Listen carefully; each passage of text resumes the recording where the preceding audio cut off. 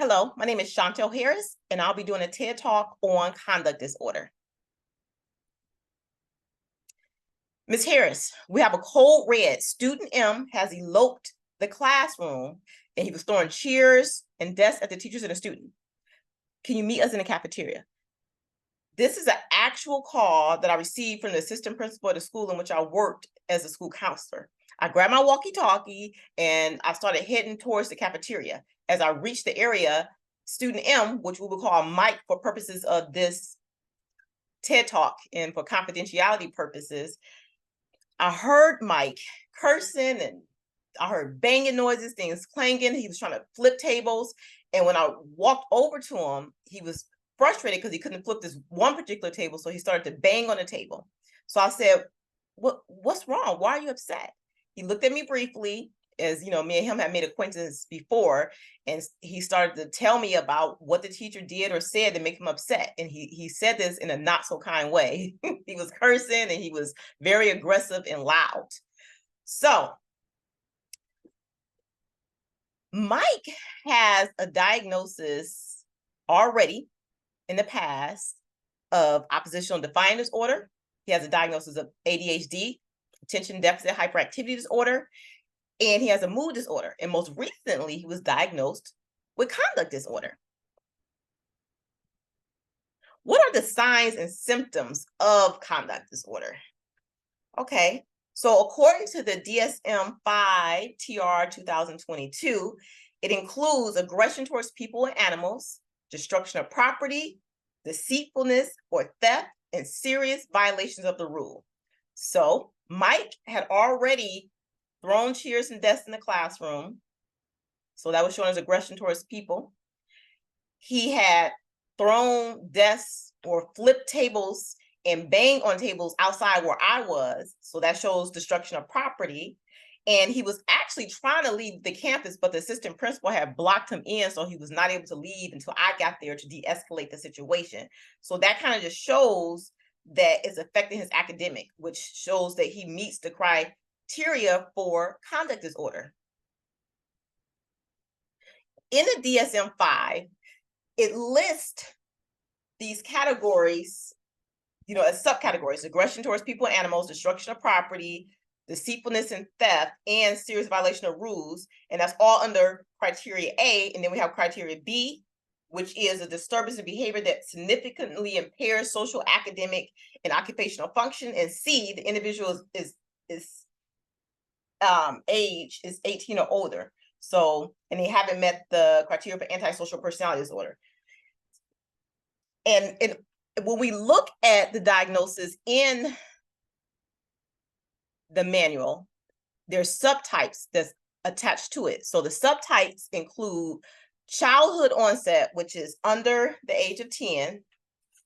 We have adolescent onset, which is during the teen years is when it's present. And then we have unknown, which is unspecified onset. We don't know when the symptoms started, but we know that they meet the diagnostic criteria for conduct disorder.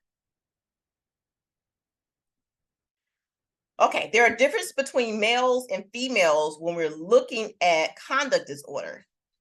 And the main difference is the onset in early childhood with the boys is that they tend to have interference in their peer relations, and they also have ADHD paired with it. So they have more externalizing disorders associated with the conduct disorder, and the girls have more internalizing disorders associated with it.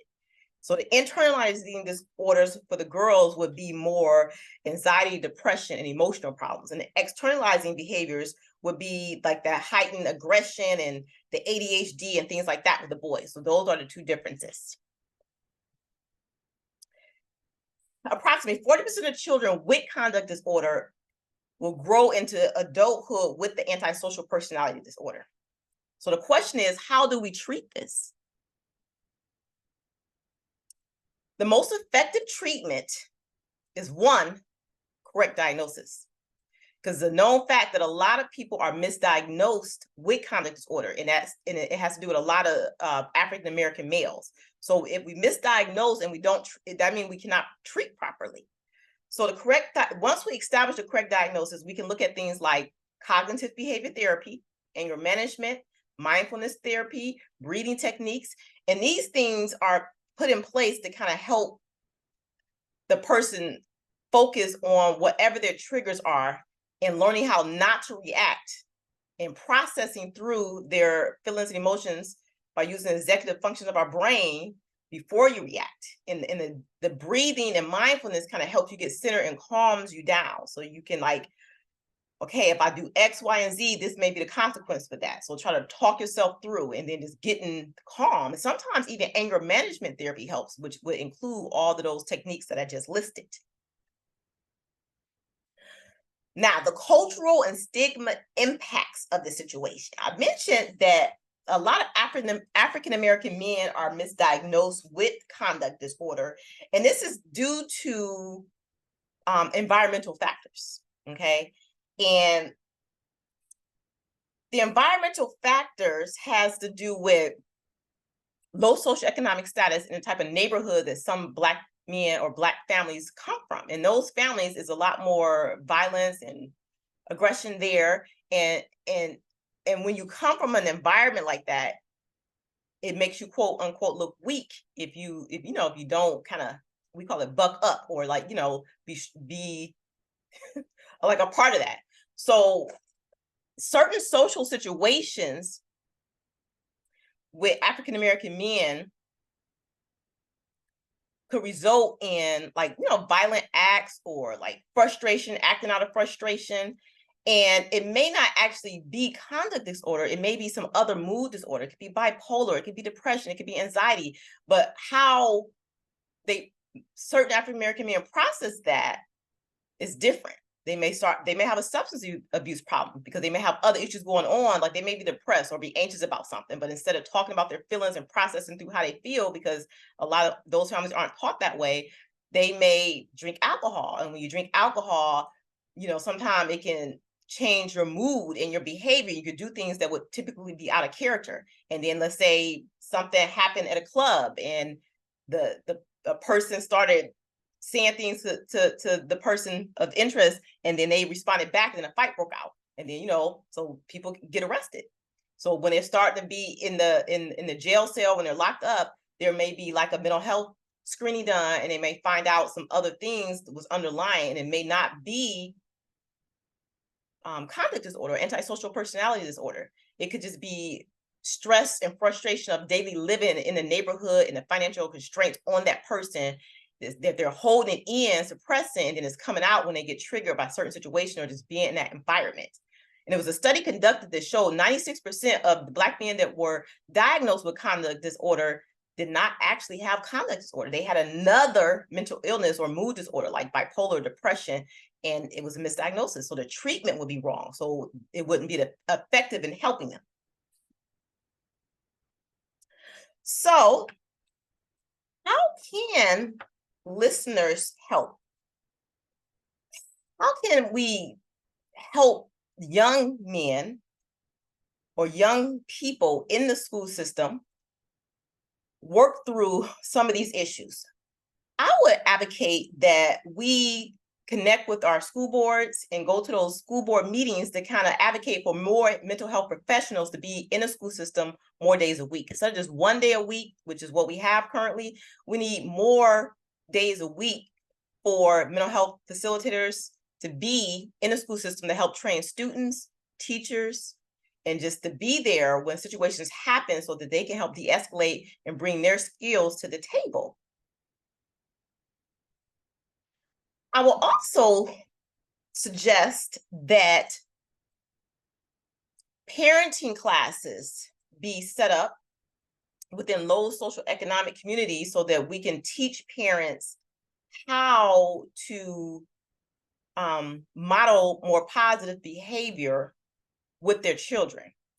As an African-American woman, I grew up in a generation where we were taught if you're disobedient, you're supposed to whoop your kids in submission. So it's corporal punishment. So that's how a lot of Black people were taught in terms of raising their kids. But as you become more educated, you see there's other ways.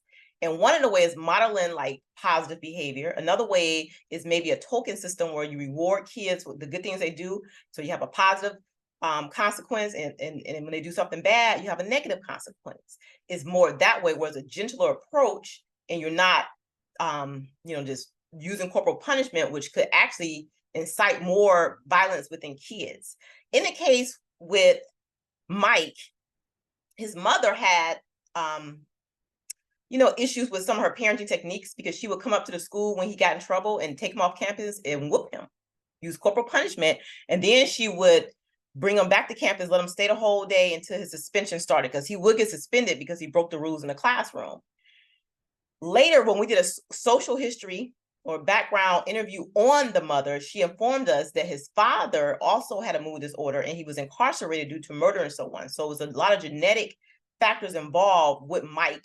But I believe if the mom had different parenting techniques, she would be able to affect better change in his behavior. Because I think her method that she used, which was corporal punishment, was adding to his aggression.